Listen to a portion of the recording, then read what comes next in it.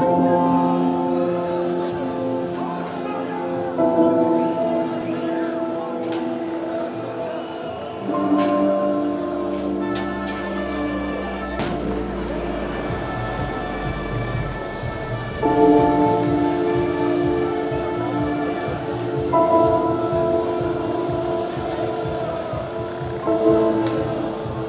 have a very mixed picture in Europe about quality in education.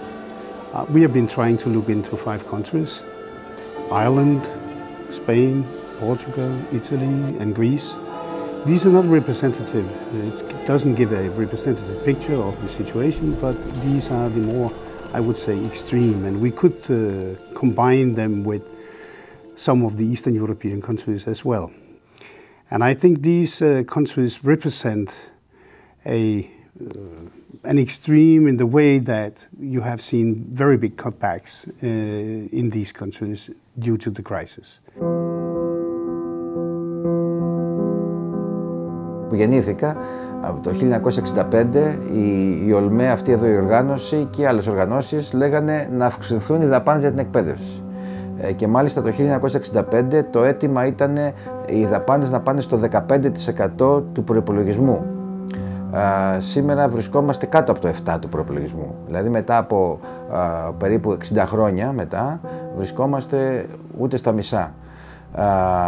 Αυτό δείχνει ότι πάντα στην Ελλάδα ήταν το εκπαιδευτικό σύστημα που έπασχε, πάντα οι κυβερνήσεις δεν το στηρίζανε, αλλά σήμερα πραγματικά η κατάσταση είναι τραγική. Δηλαδή υπολογίζεται το 2016 οι περικοπές. Με λένε Εύα Χριστινάκη, είμαι καθηγήτρια γαλλικών και αυτή τη χρονιά δουλεύω σε 4 δημοτικά σε Σεπόλια, όπου κάνω μάθημα γαλλικών, σε ένα λύκειο σε μια άλλη περιοχή της Αθήνας, όπου κάνω project στην πρώτη και στη δευτέρα λυκείου, ένα γυμνάσιο σε μια τρίτη γειτονιά της Αθήνας.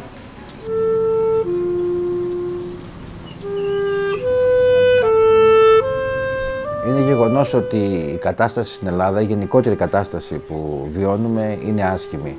Είναι μια κατάσταση η οποία δημιουργεί απεσιοδοξία, γενικότερα το λέω αυτό, και δημιουργεί τάσεις φυγής, γι' αυτό έχουμε και πολλές αυτοκτονίες που οφείλονται σε αυτή την κατάσταση που βιώνουμε.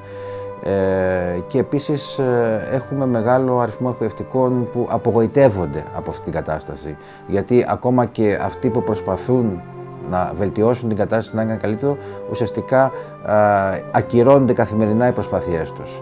Όταν έχεις καθημερινή ακύρωση των προσπάθειών σου, απογοητεύεσαι και πας στη λογική ότι δεν γίνεται τίποτα και κάπως παραιτείσαι από τις προσπάθειές σου.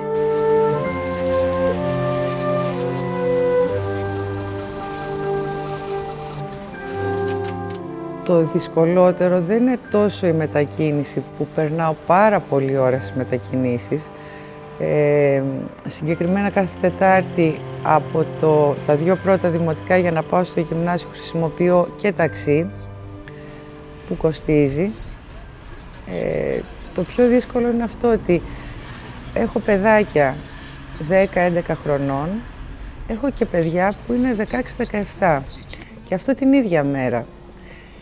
Επειδή είναι και πολλά τα σχολεία, γιατί είναι 6, δεν καταφέρνω να μάθω όχι τα ονόματα των παιδιών, ούτε τα ονόματα των συναδέλφων μου και μάλιστα κάποια ονόματα διευθυντών δεν τα ξέρω καλά. Και ένα άλλο πρόβλημα που δημιουργείται από αυτό είναι ότι δεν μπορώ πια να έχω τη σχέση που είχα και που πρέπει να έχει ο εκπαιδευτικός με. Γιατί ειδικά εδώ στην Ελλάδα, ο εκπαιδευτικός ήταν πάντα ένα καλό αυτή για αυτά που ο μαθητής έλεγε χωρίς να μιλάει. Τώρα με τόσα παιδιά, τόσες διαφορετικές ηλικίες, τόσους διαφορετικούς χώρους, γιατί τα παιδιά ζουν σε οικογένειες που έχουν μείνει χωρίς δουλειά, που δεν έχουν πάντα φαγητό να φάνε. Όχι όλα βέβαια, αλλά αρκετά. Σε κάποια από τα σχολεία που πηγαίνω υπάρχει πρόβλημα. Περιμένουν πώς και πώς κάποια παιδιά να έρθει το φορτηγό του βρεφοκομείου για να φέρει φαγητό, γιατί κάποια σχολεία έχουν καταφέρει να μπουν σε ένα πρόγραμμα όπου μπορούν τα παιδιά να σιτίζονται και περιμένουν πώς και πώς. Δηλαδή, όταν πηγαίνει 12 η ώρα, βγάζουν το ταπεράκι τους για να πάνε να πάρουν φαγητό. Και μια μέρα άργησε το φορτηγό να έρθει και τα είχε πιάσει πανικός 4 παιδιά από μια τάξη. Αυτά, μέχρι να τα μάθω και να καταλάβω ότι αν κάνουν και λίγη φασαρία παραπάνω, έχουν πιθανώς χιλιάδες λόγους. Περνάει καιρός.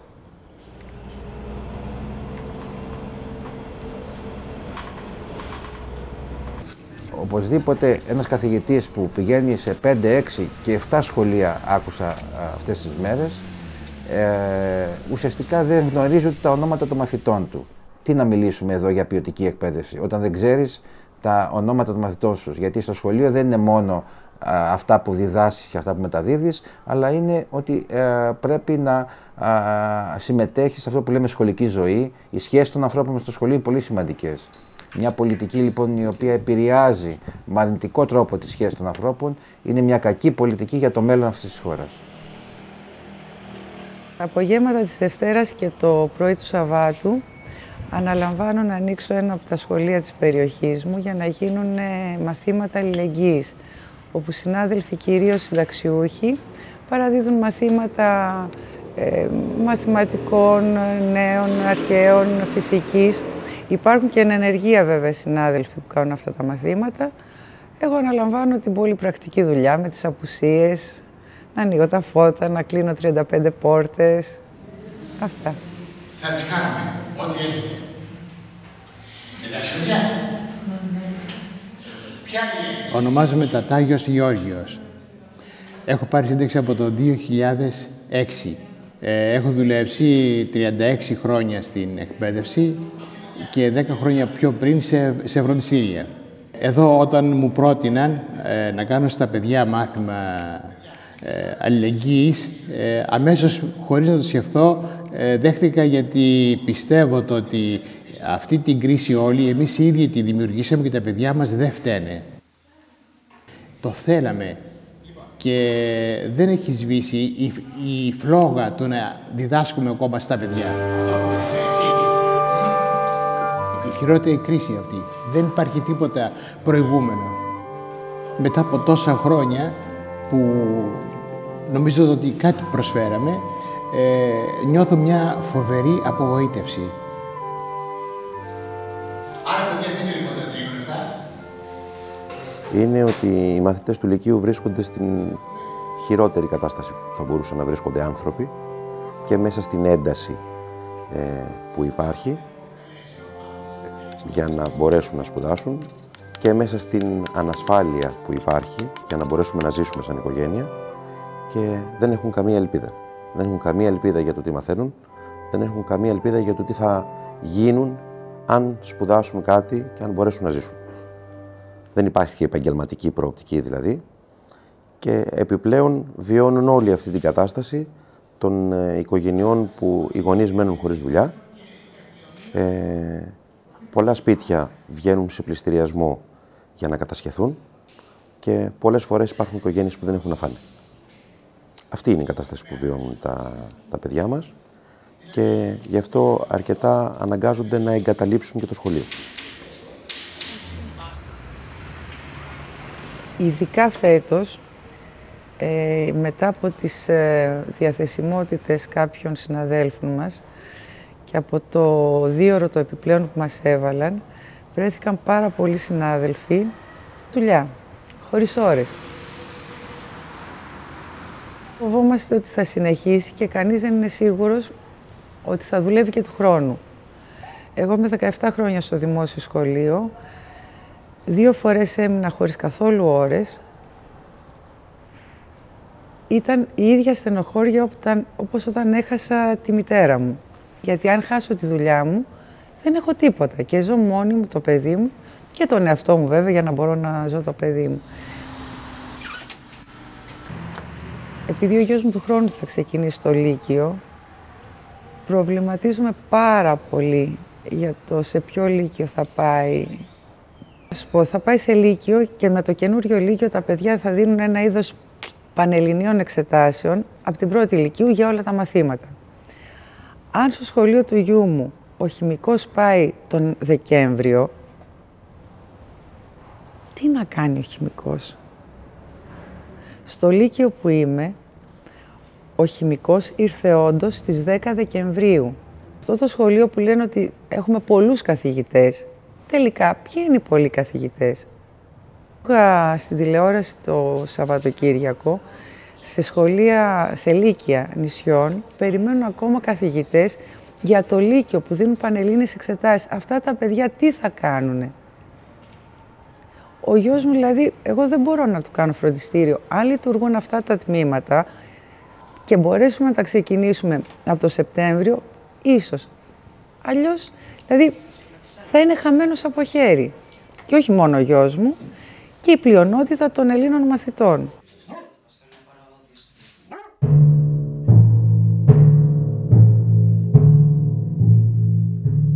L'Italia, già prima della crisi, che si è sviluppata dal 2007-2008 in poi, aveva delle condizioni strutturali negative rispetto ad altri paesi europei. Una debolezza di sistema del nostro paese, penso alla mancanza di infrastrutture, a una burocrazia eccessiva, penso ai temi della legalità, cioè l'idea che in questo paese si possono evadere le tasse, 120 miliardi l'anno, è stato anche questo un fattore. Quindi era un paese che già prima della crisi presentava delle forti criticità.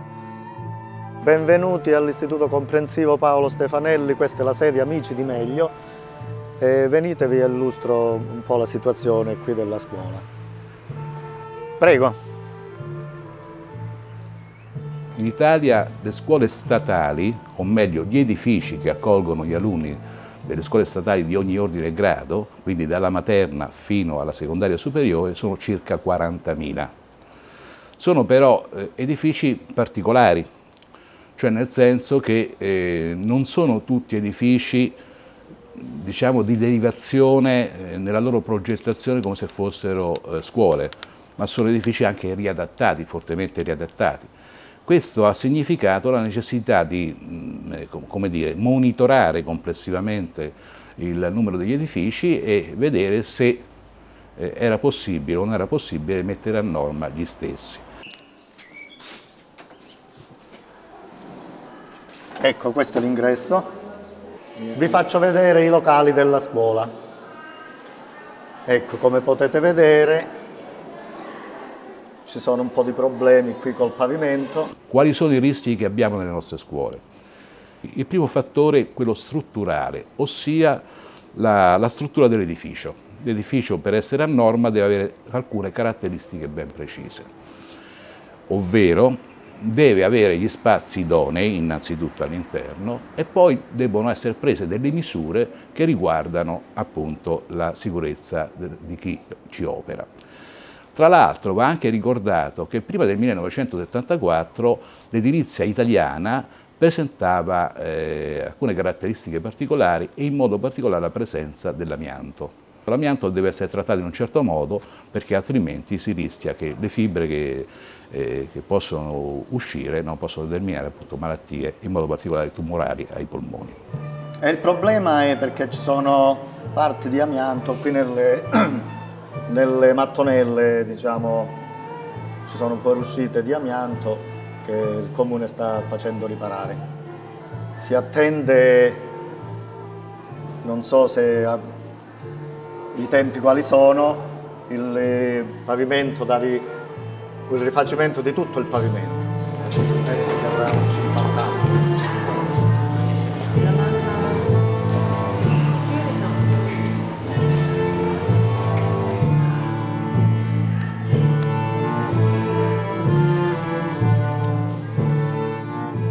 Vi faccio vedere quest'aula dove è stato fatto un tampone provvisorio perché c'erano delle grosse buche. In Italia alcuni fenomeni hanno determinato anche incidenti mortali per quanto riguarda gli alunni, proprio per la incuria in cui versano gli edifici scolastici. Faccio un paio di esempi. Nel 2009 a Torino è morto uno studente perché gli è caduto un controsoffitto, appena rifatto poi tra l'altro, che significa sostanzialmente che questa situazione è abbastanza grave, considerando che il nord rispetto al sud è più avanzato nella messa a norma degli edifici.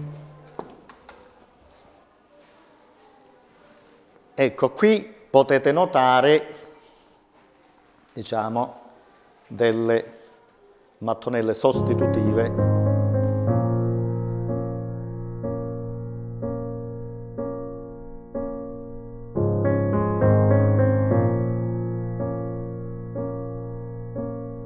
Anche qui si è intervenuti diverse volte, come potete notare dai colori del pavimento.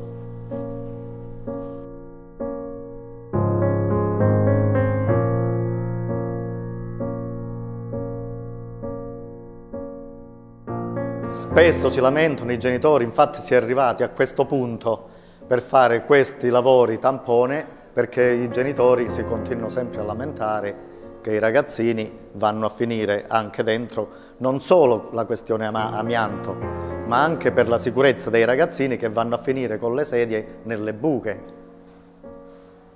Il terzo elemento, che è anche questo fondamentale, è dettato dal fatto che l'Italia, o meglio gli edifici scolastici, si trovano in un territorio, quello italiano, spesso e volentieri con una forte presenza sismica, e quindi di conseguenza la costruzione degli stessi è subordinata, appunto, dovrebbe essere subordinata appunto a forme che possono prevedere appunto questa tipologia e questo tipo di fenomeno. Purtroppo ci siamo imbattuti anche negli anni passati, nel 2002 con il terremoto del Molise, in situazioni particolari in cui il terremoto causò la morte perché crollò il tetto dell'edificio di questa scuola dove stavano studiando 24-25 bambini più la maestra, e morirono tutti quanti. Non so quando si può risolvere questo problema, spero al più presto, anche perché questo lavoro non è che duri negli anni, è un lavoro che può durare, che ne so, 1 anno, 2 anni, ma non può andare oltre. Io da quando sto io, diciamo, un po' è peggiorata la situazione, però è stato già, diciamo, le riparazioni già erano da quando io sono arrivato, circa 8 anni fa. Vi faccio vedere le scale qui, che a causa, diciamo, della forte nevicata dell'altro anno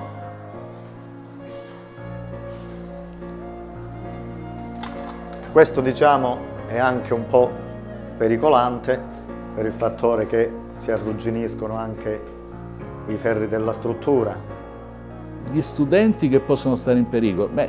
Diciamo dipende dal tipo di pericolo. Se diciamo che il pericolo è di derivazione, chiamiamolo così, strutturale, possiamo dire che il 60-70% delle nostre scuole sta in una condizione in cui deve essere rivista la struttura. Fatto sta che l'ultimo dato dell'INAIL, che è il nostro ente che certifica gli infortuni a scuola, questi sono fortemente in crescita e noi abbiamo un tasso di infortunistica che, quando parliamo di infortuni, parliamo di gente che si è fatto male in un modo o nell'altro e che quindi si è fatto male dentro l'ambiente scolastico, stanno crescendo e sono cresciuti negli ultimi anni. Tant'è vero che l'ultimo censimento ha censito appunto 92.000 infortuni l'anno, sapendo che l'INAIL però censisce soltanto una parte di infortuni, cioè gli infortuni di quegli studenti che operano all'interno dei laboratori o comunque che lavorano, che stanno in palestra a giocare facendo educazione fisica o quant'altro.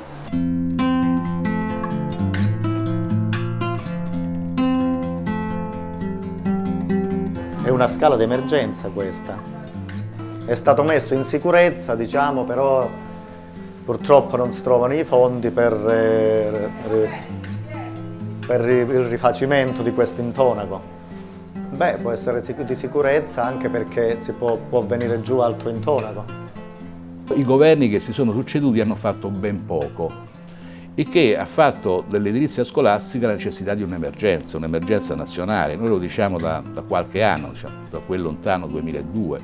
I fondi stanziati dovrebbero essere per mettere a norma tutti gli edifici, circa 14 miliardi di euro, sono stati fortemente, come dire, relativi, quindi hanno semplicemente provveduto a intervenire in alcune aree. Quindi noi possiamo dire sostanzialmente che oggi come oggi in Italia la scuola non è assolutamente sicura.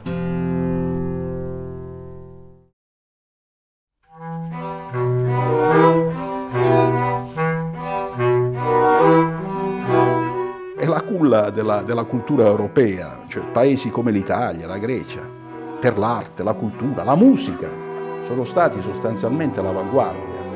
Oggi questo patrimonio viene in qualche maniera non solo indebolito, ma addirittura ignorato.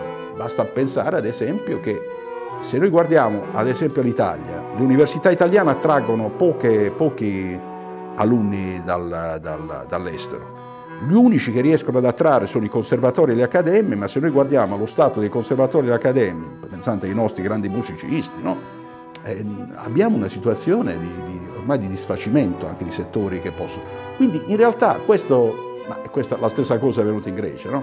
Si è partiti dall'abbattere la cultura, l'istruzione, perché in realtà la cultura e l'istruzione segnano la civiltà di un popolo.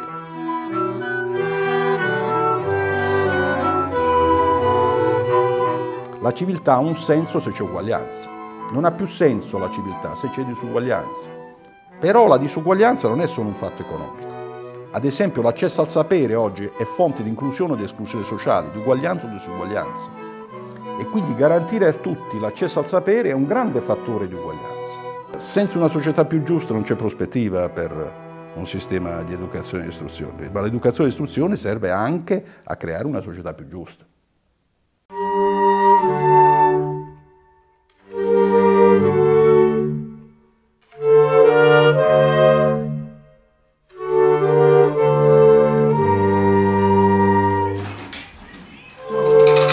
Tenho 6 filhos, 4 rapazes, 2 raparigas. O Diogo vai fazer 18, a Marta tem 15, vai fazer 16, o Hugo tem 14, vai fazer 15, a Catarina tem 13, vai fazer agora, estou a dizer assim porque eles vão fazer agora breve, vai fazer 14, depois tem o Alexandre com 12 e o João Pedro com 10. João Pedro, o que queres ser quando fores grande? Quando for grande quero ser informático porque gosto muito de tecnologia. Levanta a cabeça. E gosto muito de mexer em computadores. Quando os pais se dirigem à Confap, um dos primeiros problemas que surge tem a ver com a preocupação com a aprendizagem dos seus filhos, dado um conjunto de problemas hoje que as famílias vivem, económicos e de aquisição de materiais.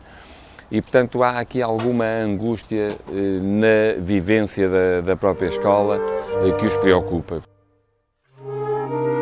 Eu não trabalho, não é? Ou seja, sou mãe a tempo inteiro. E os meus horários são os horários deles. Ou seja, eu não tenho horários, não é? Eu vou levá-los, vou buscá-los, passo a vida na escola, porque pertenço à Associação de Pais, e ando sempre em rolo deles. Mas não deixa de ser difícil, principalmente a nível financeiro, porque gerir isso é muito complicado. É mesmo assim, na atualidade é mesmo muito mau. Mas vai-se gerindo, haja boa vontade, imaginação, vai-se conseguindo alguma coisa.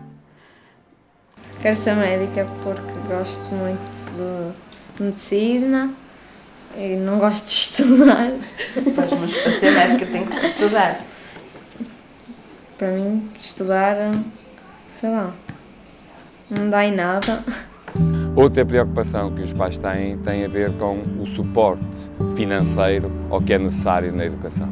Todas as famílias sofreram cortes, obviamente, mas umas estariam num patamar que ainda permite suportar com esses cortes o mínimo necessário de apoio à educação, mas muitas caíram de facto numa situação de extrema gravidade. Não temos uma política de família que atente ao número de filhos. Nós, portanto, ter um filho, ter 2 filhos, três filhos, a vantagem é muito mínima em termos de declaração de imposto, porque em termos de apoio efetivo não, é indiferente. Os gastos que eu tenho no início do ano é os gastos do início do ano letivo. Tirando isso, depois os gastos que eu tenho com eles é com os lanches, com as roupas, com o calçado, com a comida. O que os meninos recebem é o abono, cá em Portugal é o abono, que este ano calhou-nos o primeiro escalão, mas nunca fomos o primeiro escalão, é o primeiro ano que estamos a ter. Daí eu também receber muitas, é a única ajuda que nós temos. Tirando o meu marido que trabalha, mas não temos ajudas nenhumas.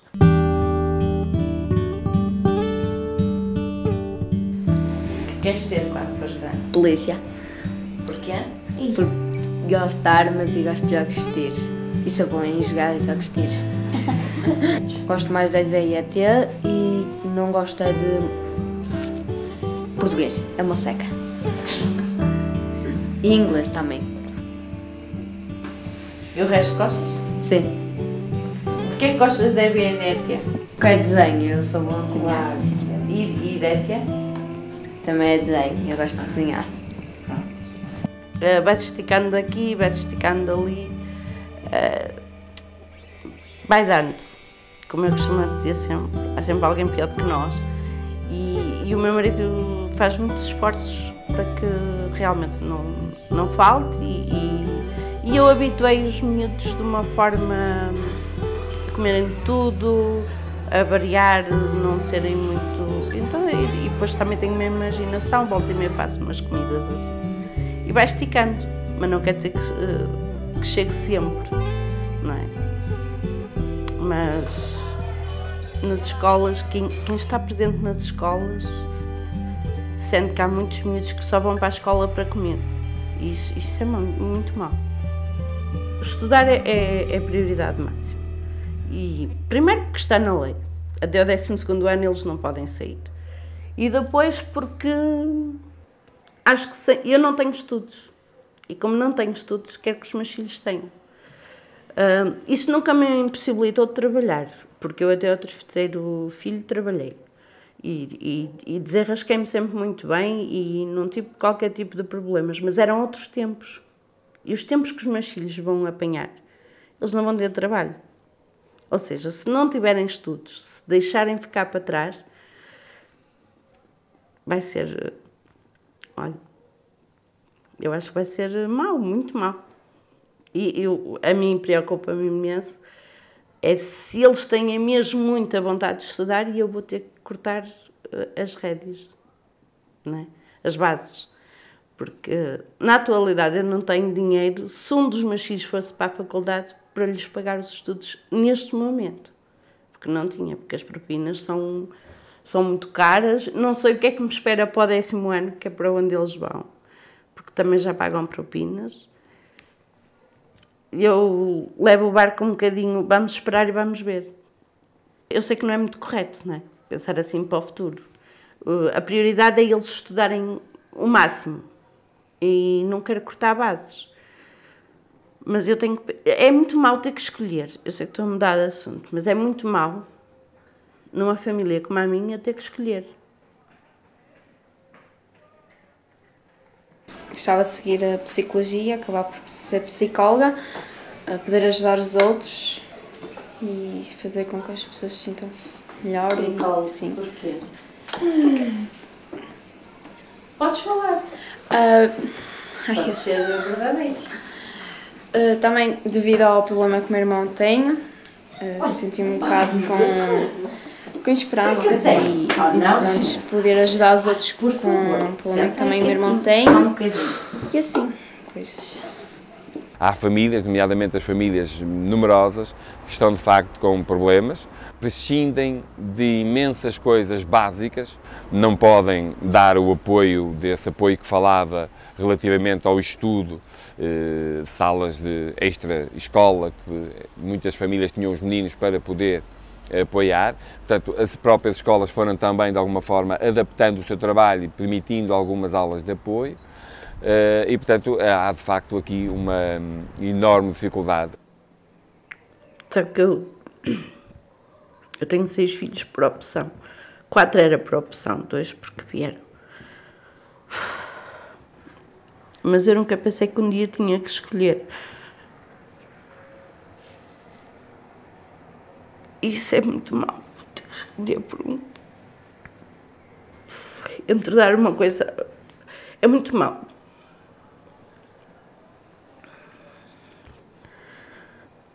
Eu não pensei que isto não me ia acontecer. Tu gostas de trabalhar com as mãos, gostas de inventar coisas novas. Eu gosto de apertar, claro. E gostas de apertar, desapertar. E depois da cortes. Em relação aos jogos, a mãe não o deixa jogar. É lamentável, porque esses jogos a mãe controla. Não é? É só em sonho.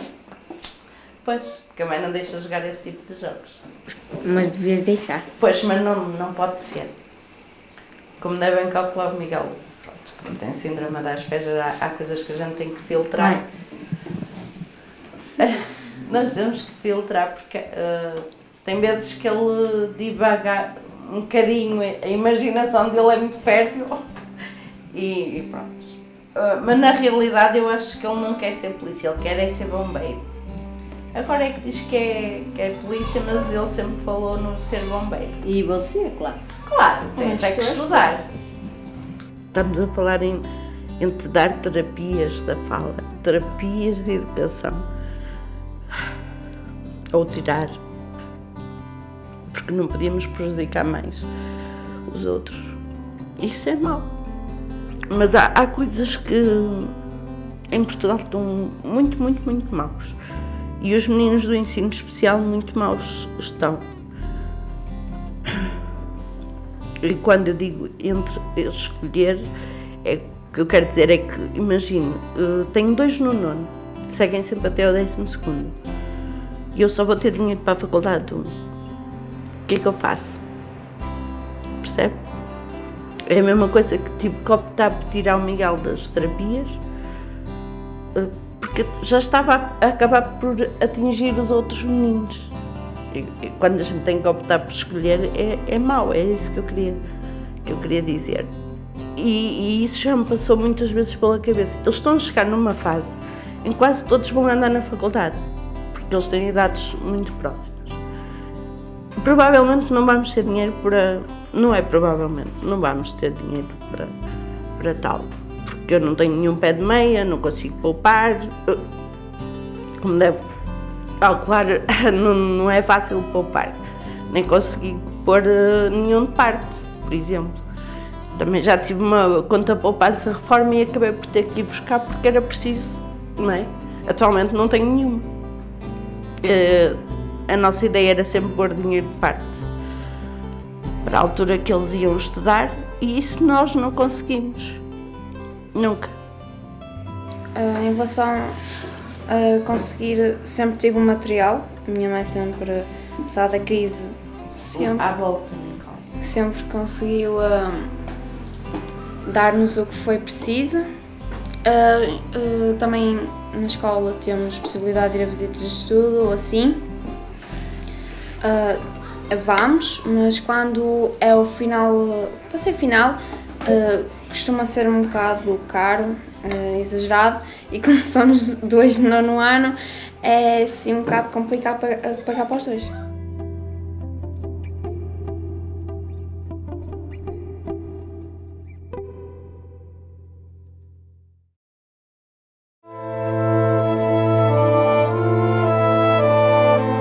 El IES Profesor Julio Pérez es ahora mismo el 5º centro de Río Barba hacia Madrid y lleva como 11-12 años de funcionamiento. Es un instituto relativamente joven.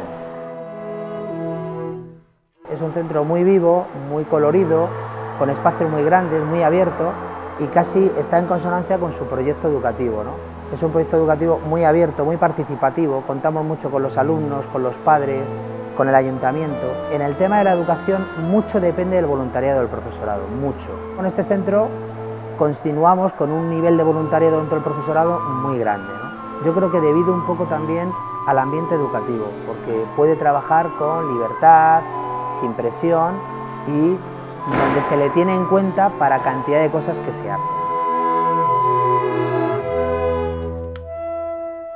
Si hablamos de la situación en España, y me centro en los recortes educativos, yo siempre comento que es cierto que hay unos condicionamientos externos debido a la crisis económica que se ha pasado en los últimos años, o crisis financiera, que obligan a los países a recortar en muchos campos, sobre todo los servicios públicos.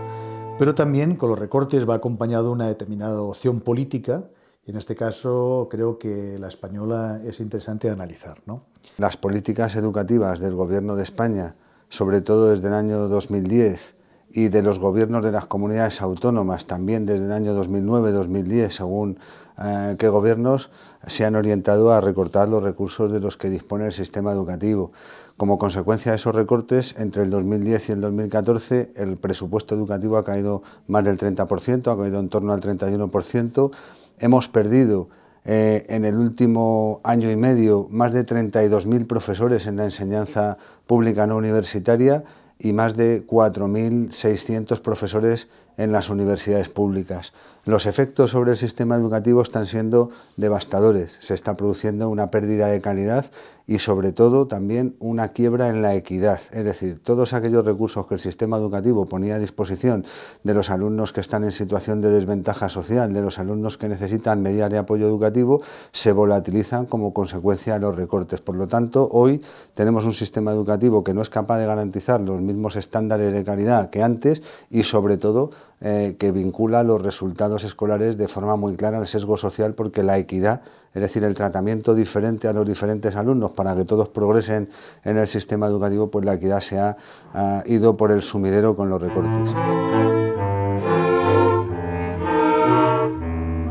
Nuestro instituto, después de empezar en el 2000, a los 4 años o por ahí, cambió un poco de colorido. Antes era, digamos, más monográfico, la tipología familiar era más parecida, era una tipología, un sector medio, familias medias, más o menos preocupadas por su salud, por sus hijos, con un poder adquisitivo medio y tal.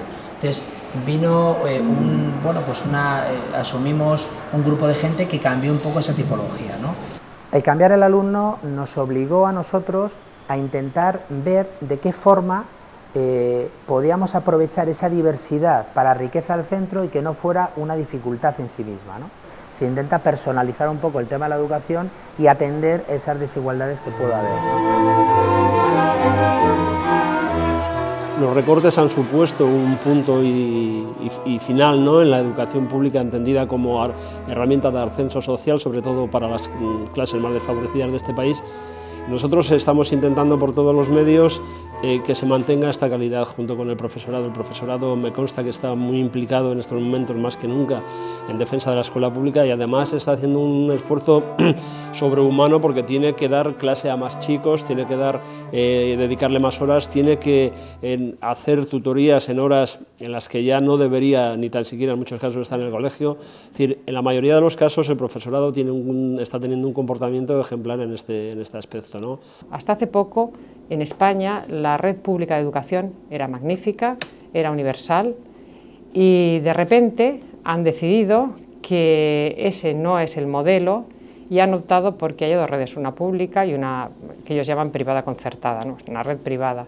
Eso sí que va a ser muy difícil que vuelva atrás y eso es lo que realmente nos ha trastornado, porque nos da igual dar 2 horas de clase más, lo que no nos da igual es que todos los alumnos que tienen dificultades acaben en la red pública, que se está transformando en una red asistencial y están dejando a los centros privados concertados que seleccionen al alumnado bien por su nivel social o bien por su nivel académico y generalmente por las dos cosas porque desgraciadamente van unidas y están haciendo de los centros asistenciales.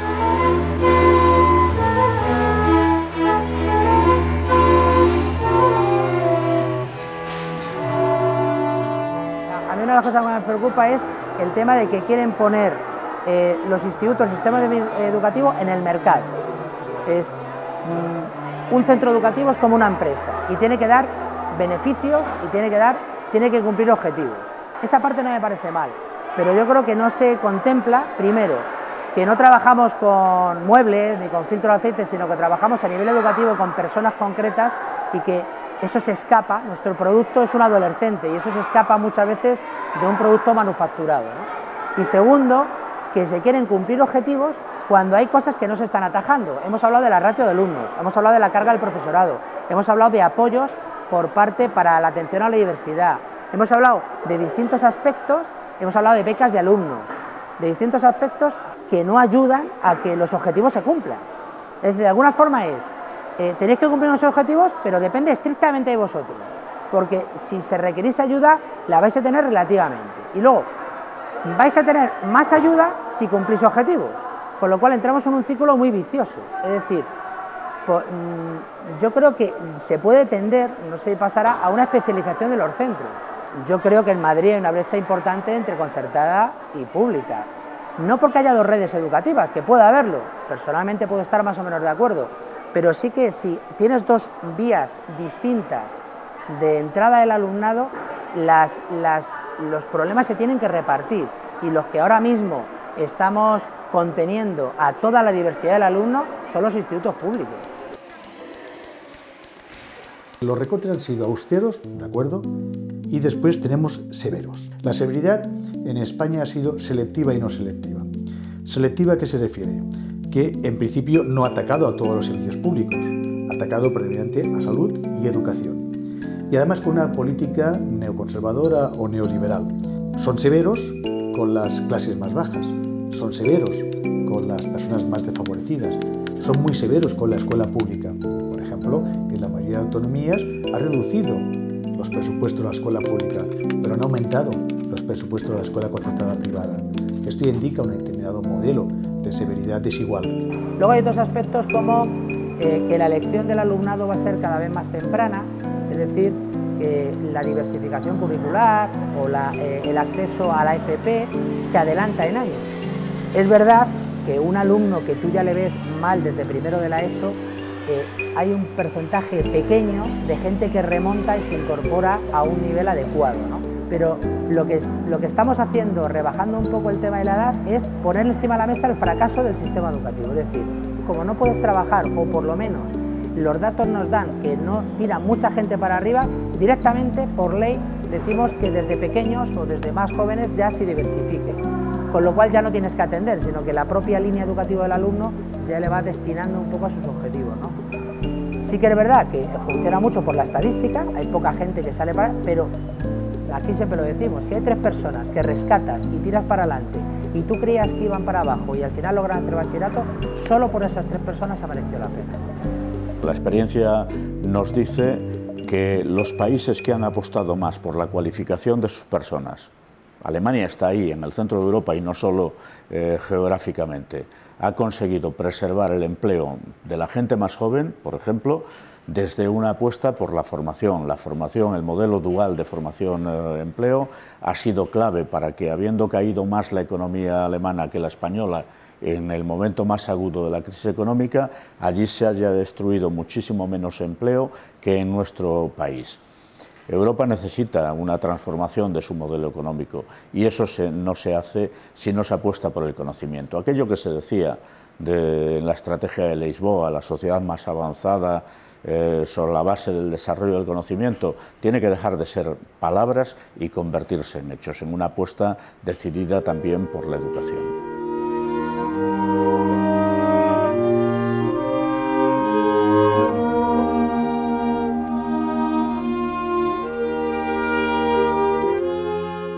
Dr. Julianne Naughton. I am currently a lecturer here in Dublin Institute of Technology in microbiology and cell biology. I'm also chairperson of the Irish Research Staff Association, and we're a networking group of contract researchers, and we try and provide a coherent voice for researchers to policymakers in government and in the institutes and in the funding agencies. Research in Ireland is a transient population. It's all carried out by contract staff. It's all externally funded, so there's very little stability, very little security, especially in Ireland. And at the moment, it's become even more precarious in recent years due to funding changes and policy changes. So the population tend to feel as a whole quite undervalued and quite forgotten. Overall, Ireland is somewhat below the average when it comes to research expenditure, below the EU average, and that's principally because business enterprise investment in research is somewhat below average. As a result, there is considerable emphasis, and correctly, on the role of public investment in research. In actual fact, public investment in research, including research on campus in universities, has been rising quite significantly over the last 20 years until the economic crisis in 2008. We don't have research institutes really in Ireland. Most research is carried out in universities and in an academic setting. So there might be a certain level of industry engagement in research, but it's through academia and through universities. So the vast majority of research in Ireland is actually carried out state-funded with contributions to industry, whereas in places like France and Germany they would have institutes of research where you're solely researchers, whereas in Ireland you have the research group leaders will be lecturers. So their primary role is lecturing, and the research is carried out by contract staff or PhD students. So it's quite transient. It's very transient, and it's very unstable work in Ireland. There is a real challenge now because with increasing pressure on budgets, it's not clear, it's not obvious that there is a coherent long-term strategy to invest in knowledge, in research, in higher education. In the absence of public investment, we think that there could be a crisis in terms of quality, in terms of investment and provision in the higher education sector. And this is why I think we need an honest, open, comprehensive debate on the future of higher education. Research positions was reduced by about 50%, between 45 and 60%. So that's half the jobs gone out of the sector over the space of maybe 2 or 3 years. And in addition to that, there was a policy in Ireland to double the number of PhD graduates.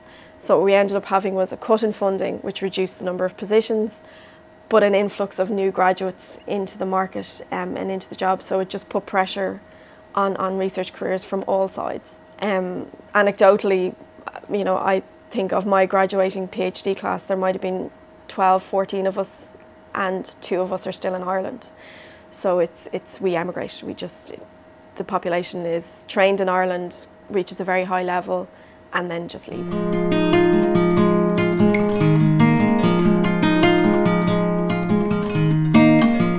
People who've been successful abroad, I know people who work for the CDC in the States. I have, you know, but they've set up lives outside, and obviously you miss your family and it's very difficult. But as chair of the Research Staff Association, I have had stories of people who have families, who have young children, who have had to change schools 2 or 3 times in the space of 6 years because they can only get 2-year contracts, and so they have to move.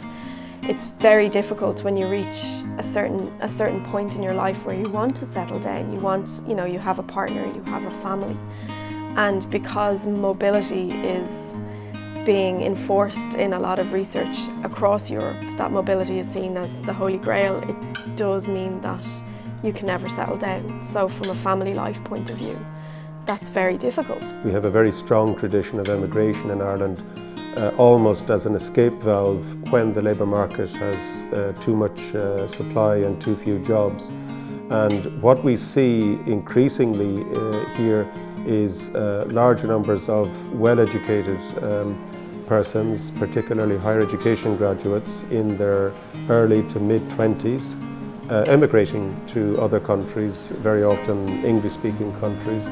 And this, of course, has an effect on the skills level of the economy. It means that the population, the working age population, becomes relatively less skilled, and whereas some investment is going in, to pay for higher education, including some public investment. The benefit goes to other countries disproportionately.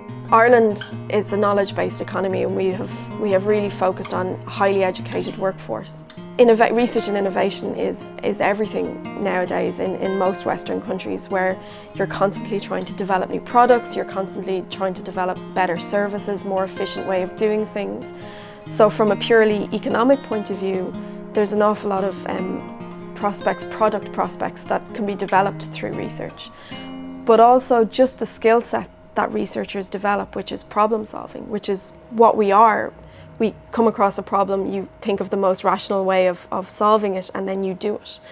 So research is fundamental to most of the important aspects of a country, which is, you know, health of its citizens, efficient running of the country, and then economic growth and development. I mean, researchers really can play a huge role in all of those aspects.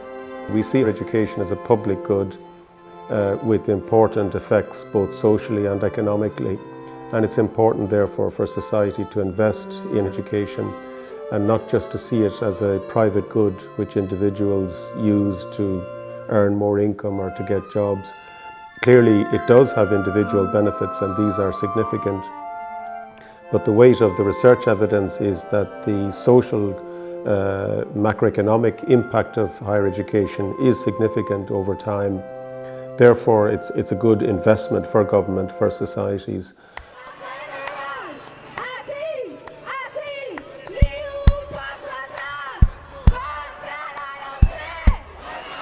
¿Cómo hemos abordado desde Comisiones Obreras esta política de recortes? ¿Qué estrategia hemos desplegado?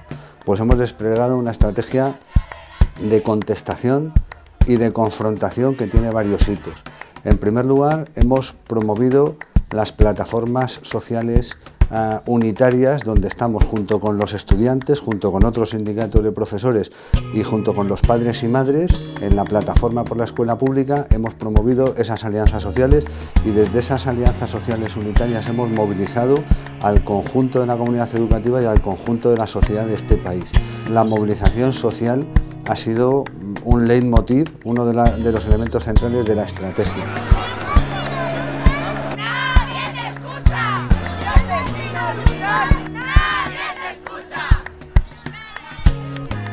Nosotros estamos apostando como sindicato por la movilización para conseguir estos objetivos y también por la negociación. Y en esa negociación y movilización va a tener un papel muy importante la educación. Ahora nuestra idea es abrir una negociación con el gobierno de Rajoy, y con el gobierno en esa negociación pues hablar de fiscalidad. También queremos hablar de servicios públicos, retomar la calidad y la generalización de los servicios públicos que teníamos, y también queremos retomar todo lo que sería la propuesta central, que es el empleo, y sobre todo el empleo de larga duración y el empleo juvenil, que es nuestra gran clave. Es complicado, entre otras cuestiones, porque había una gran desmovilización social. La gente, desde el miedo, la resignación, pues en gran medida ha permitido que las cosas discurran como han discurrido, pero el movimiento en la educación en España está teniendo una importancia capital, ¿no? Aquí se han dado cita desde el cuadro de profesorado a los alumnos, pasando por los padres, las madres. El conjunto de la sociedad ha entendido que esa no podía ser una pelea corporativa que se librase de forma exclusiva en los centros de trabajo, en la universidad, en los institutos, etcétera, etcétera, sino que afecta al conjunto de la sociedad, ¿no? Y desde esa apuesta, a pesar de que la ley se haya aprobado, yo estoy absolutamente seguro que más temprano que tarde la movilización que se ha llevado y se sigue llevando a cabo en gran medida va a terminar dando resultados, y que esta ley será modificada ahora o con un cambio de gobierno en nuestro país.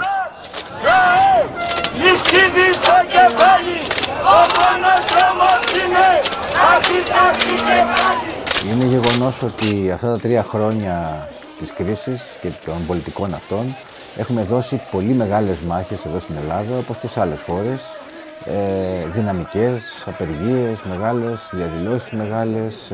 Θυμίζω στο Σύνταγμα που παρέμενε ο κόσμος για αρκετές μέρες και διαδήλωνε, και μικρότερες και κατά κλάδους, πολλές κινητοποιήσεις.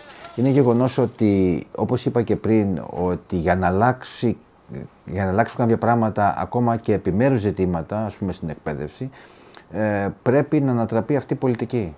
Είναι η κεντρική πολιτική σήμερα που δημιουργεί όλα τα ζητήματα. Δηλαδή αυτή η πολιτική της λιτότητας και των περικοπών, αν δεν σταματήσει, δεν ανατραπεί, δεν πρόκειται να βελτιωθεί τίποτε. Εξ αυτού του λόγου είναι αρκετά δύσκολο να ανατρέψει με τέτοια πολιτική. Χρειάζεται το σύνολο των δυνάμεων του λαού να συνεργαστεί και να κινητοποιηθεί. Υπάρχει ένα τραγούδι εδώ στην Ελλάδα ενός ποιητή που λέει «Το νερό εκεί που βράζει, σαν το όριο ξεπεράσει, το καπάκι θα πετάξει». Έτσι λοιπόν και εμείς, το νερό που βράζει είναι ο λαός που συνεχώς αγωνίζεται και κάποια στιγμή θα πετάξει αυτό το καπάκι που είναι αυτή η πολιτική των περικοπών, η πολιτική της λιτότητας. Και νομίζω ότι πρέπει να είμαστε αισιόδοξοι και πρέπει αυτή την αισιοδοξία να τη δίνουμε στον κόσμο, ότι στο τέλος θα νικήσουμε γιατί είμαστε η πλειοψηφία.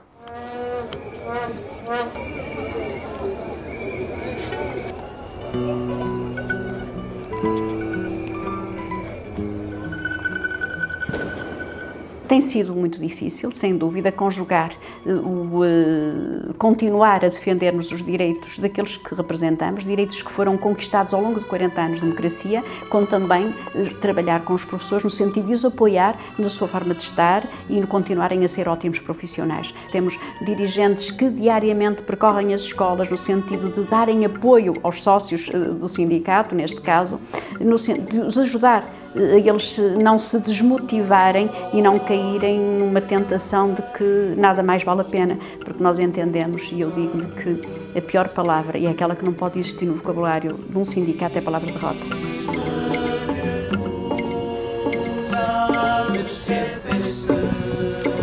O meu dia-a-dia de trabalho é um dia-a-dia de terreno. Todos os dias estou nas escolas, acompanhando os colegas. Mas vai-se pôr a justiça, certamente, só que está a ver um momento de crise e de contração a vários níveis, nós temos que ir com calma. Nós também não podemos pôr colegas contra colegas. Eu quando digo isto, eu sei. É óbvio que neste momento de crise a parte reivindicativa baixou. Há um desacreditar e depois há toda uma informação contra as organizações sindicais.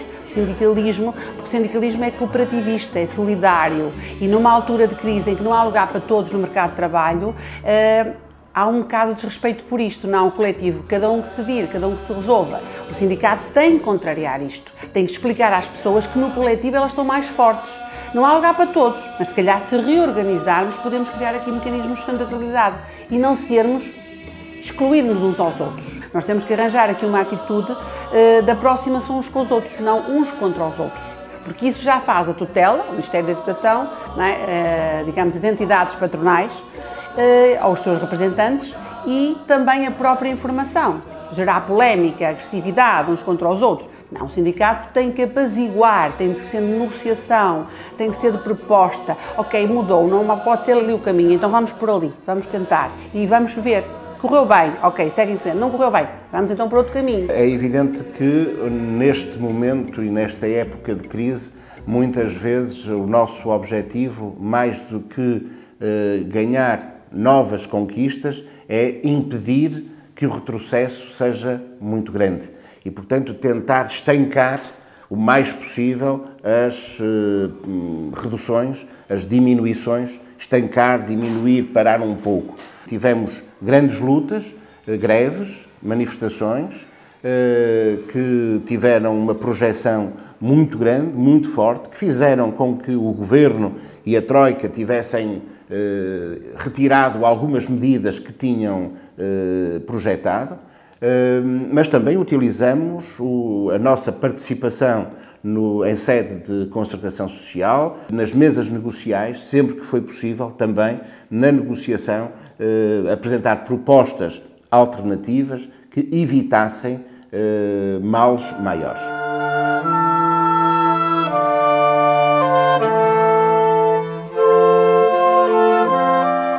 during the Celtic Tiger years, when the Irish economy was booming, there was a partnership arrangement between the unions and the government. There was also a commitment to investment in the various sectors, including education and health, and right across the whole public services.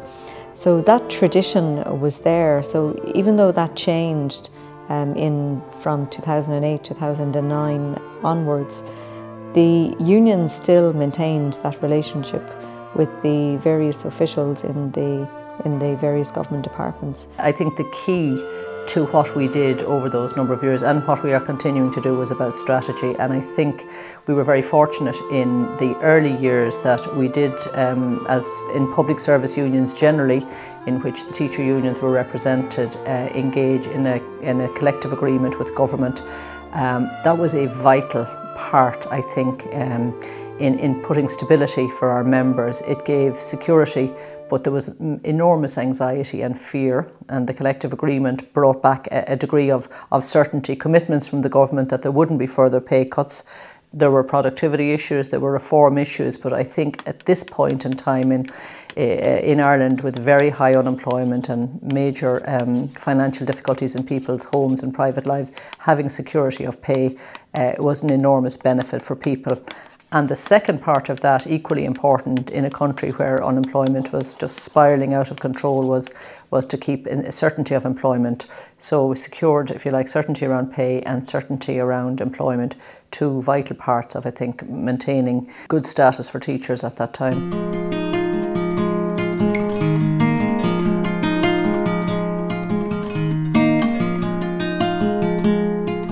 By engaging in those discussions, with this financial emergency legislation in the background, which was essentially forcing us, almost against our will, into those sectoral discussions. It was like, which is the lesser of two evils, to go into these discussions or have this financial emergency legislation imposed, which would be, one way forward, and there was kind of no way back in terms of restoring those cuts which were to be imposed.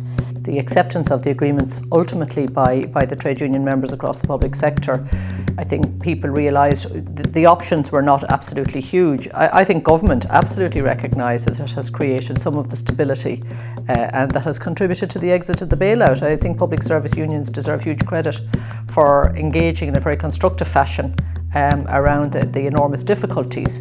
Obviously there would be those who were opposed to agreements would argue that that there should have been full-scale opposition leading to industrial action, leading to strike action. But at the end of the day, I think people felt that given that the economy had collapsed, that there was, that wasn't going to secure any greater financial rewards for people to do that.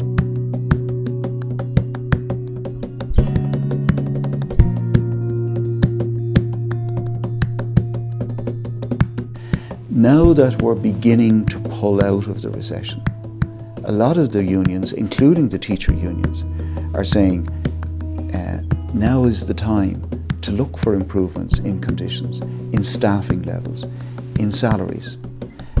We've taken the pain and we've contributed as much as we could to solving the problems of this country. We have long memories and we know what we've suffered, and we expect that government and employers will reverse the cuts that were imposed during the recession. It will be unacceptable if the recession ends, but the effects of the recession remain.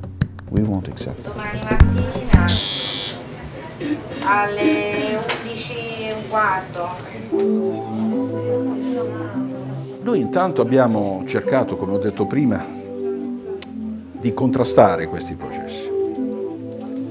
E per contrastare questi processi abbiamo messo in campo anche delle proposte, perché per contrapporsi a quello hai bisogno di costruire delle alternative. E noi su molti campi abbiamo messo in campo delle proposte, dalle questioni contrattuali alle proposte sui sistemi scolastici, sulle università, su come migliorare la ricerca. Insomma, non siamo stati un sindacato protestatario, abbiamo messo in campo appunto. Insomma, tutto questo ci ha permesso di di essere percepiti come un sindacato che è in grado in qualche maniera di fronteggiare questa situazione.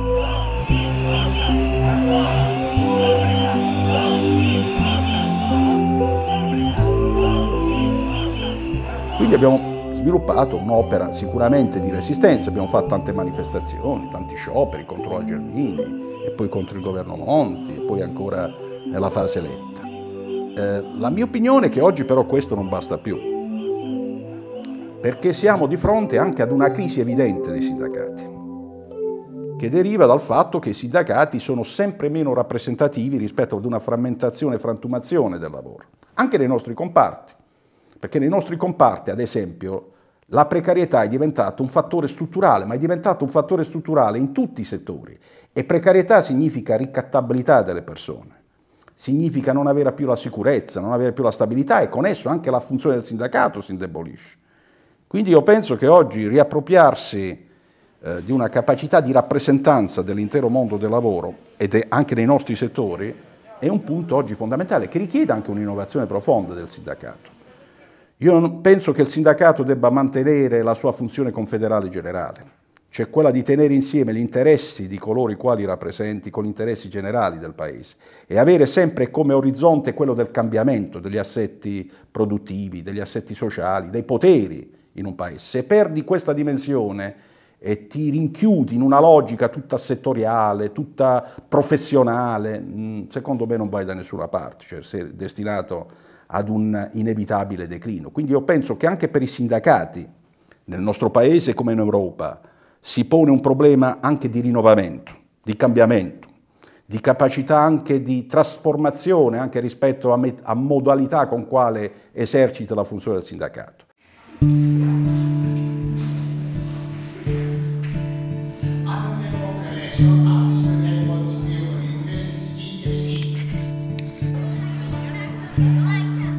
Our democracies were born to represent and defend the interests of the adults of today. This is what democracies are about. And yet, most of the problems, the real problems and challenges of our societies are not just about the adults of today, but about the adults of tomorrow. So I think that we really have an issue and we really have a problem in not compromising the future of the future generations. And this is really a challenge for everybody. It is, let's say, less of a legal obligation for Europe because we don't have the competencies, the legal competencies in the field of education. But it's no less of a concern because if we believe in the future of Europe, we must believe in the future of young people and give them a sense of the future. Al empezar la carrera, pues estás muy ilusionado porque vas sacando de un curso y otro, pero después cuando solamente puedes sacarte 3 asignaturas por año o 4, te desilusiona muchísimo porque ves que hay otros compañeros pues, que se tienen dinero para pagárselo y que van súper adelantados, acaban la carrera. Τελικά, πώς είναι μάταιο αυτό? Πολλές φορές ερχόμαστε αντιμέτωποι με αυτή την ερώτηση και ειδικά τις καθημερινές που διαβάζουμε και ξενυχτάμε και λέμε τελικά ξέρω εγώ γιατί το κάνω αυτό, γιατί... The most immediate concerns that young people have is literally in a Machiavellian sense, you know, making ends meet, getting their foot on a career ladder, on a property ladder. Is there a future here for them where they were essentially where they were born? Education is not just about delivering knowledge and upgrading skills and so on. It's also about giving your cultural heritage to the individuals, to bring them up in a democratic society, etc. and so on. And if we are not able really in education to do these things over a long-term period, we will maybe lose a generation or two and we will create social tensions in the society, and I think we can see that already in some of these countries. E una generazione che più che perduta è in una condizione per cui dovrà lottare fortemente per guadagnarsi um futuro e ricostruire quello che in questi anni si è perso. Sempre crescemos com uma geração em que sempre teve muitas regalias e muitos privilégios dados como garantidos e se calhar esta passagem abrupta para este paradigma de crise se calhar levou as pessoas a ganharem uma voz ativa. penso che sia realista perché è una generazione che non si vede regalato niente e che quindi sa che tutto dipende dalla capacità delle proprie spalle di reggere il peso della propria vita e di riuscire quindi a determinarla. Ma sicuramente è una generazione che ha dimostrato in Italia, come penso in tutta Europa, di saper rispondere. È dalla nostra generazione che può venire l'alternativa concreta, cosa che invece mi pare não possa venire da altre parti. Eu não tenho culpa, eu sei que não tenho culpa, mas também que eu não vou estar à espera de ninguém. Não podemos estar à espera de ninguém que nos venha resolver os problemas. E uma coisa sempre foi dita, se queres uma coisa bem feita, faz-la tu. I think it's a dangerous way for Europe actually to go, and if we look at it, it comes at the same time where there are other political crises adding to this situation in Europe. You can see here that the extremes on all sides are growing, and I think this is a very dangerous time for the European project.